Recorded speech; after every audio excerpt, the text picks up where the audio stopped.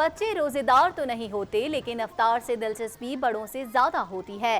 शहर कराची में मुख्तलिफ फलाही इदारे और मुखय्यर हजरात अपने अपने तौर पर शहरियों को इफ्तार कराते हैं।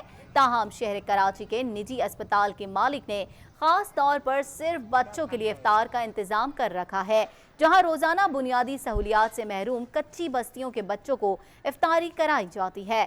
डॉक्टर अली कोरोना से बचाव की तदाबीर को बलाए ताक रखकर रोजाना बच्चों को इफ्तार करवा रहे हैं। डॉक्टर अली का कहना है कि इफ्तार तो अपनी जगह है, लेकिन इस काम का एक बड़ा मकसद ये है कि बच्चों में लाइन लगाने और नज़्म व ज़ब्त पैदा किया जाए। उनका कहना था कि रोजाना तकरीबन 150 बच्चों को इफ्तार कराया जाता है, जो इंतहाई नज़्म व ज़ब्त के साथ कतार में बैठकर अपना इफ्तार कर लेते हैं और अजान की आवाज़ के साथ अपने अपने घर रवाना हो जाते हैं।